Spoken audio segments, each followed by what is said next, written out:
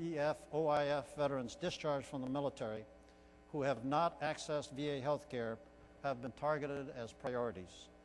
In our first year, the call center made over 700,000 phone calls and either contacted or successfully contacted or left messages for 515,000 RC members. Touchpoint 4 is DoD's Yellow Ribbon program, where VA staff provides boots on the ground for Yellow Ribbon events initiated in 2009.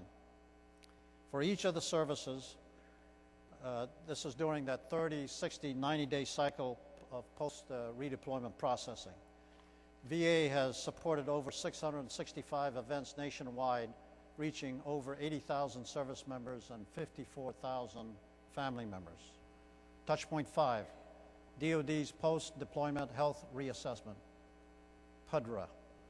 VA supports the health assessment conducted by DoD providers and is able to link RC veterans with appointments to VA for mental health or other follow-up requirements. Of 298,000 RC veterans screened, 107,000 have been referred for further evaluation. 61,500 members received appointments for health care, 25,000 to vet centers for readjustment counseling. And this is some of that PTS assistance that's provided, post-traumatic stress. Touchpoint 6 is VA's partnership with the National Guard and the training of your transition assistance advisors who work for the Adjutant General in each state. TAAs have reached out to over 360,000 RC veterans and referred over 76,000 to VA for services or benefits. Touchpoint 7 is the new internet webpage for OEF and OIF veterans. The site uses blogs and other social media, I like that term, social media tools, to engage this new generation of veterans. John Brown is our director of the OEF, OIF Outreach Office. Now, I apologize for the laundry list of touch points, but I wanted you to just have a feel for what the opportunities are, and as you need help, we're happy to respond. I was just down in the University of Florida, and I had some great youngsters who are undergoing their college education with the new GI Bill. A group of them gathered around the table, and I congratulated all of them. They all are excited about it, truly excited about this opportunity, and bent on making the most of it. I told them, looked around the table, I said, how many of you are combat veterans? Hands went up. Not all of them, but the vast majority. I said, you know you're carrying baggage. Of course, there's that pause, and they look at each other, and they look back at me. I said, you're carrying baggage just like we did. And still that sort of disbelief. I said, so how many of you have trouble sleeping at night? How many of you experience supervigilance? At night when the lights are on, you draw all the shades. How many of you have to read the same assigned passage 4 and 5 times before you begin to absorb what's on the written page?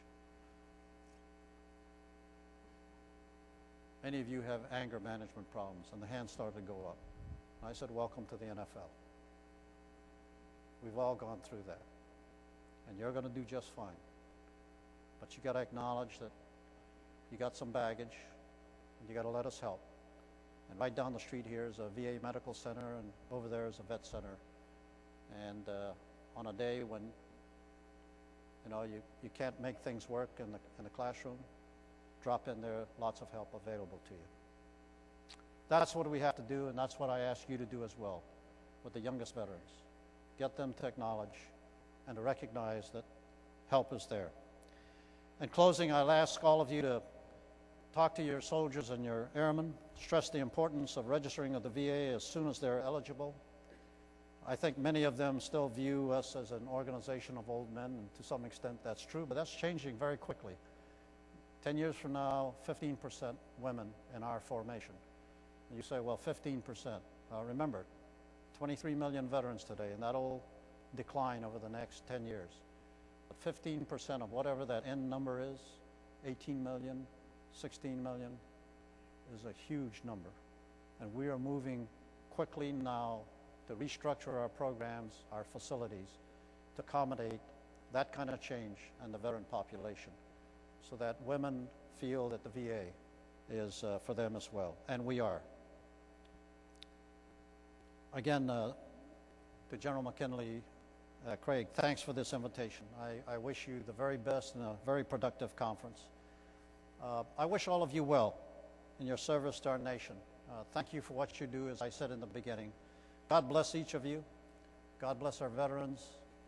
And may God continue to bless this wonderful country of ours. Thank you all very much.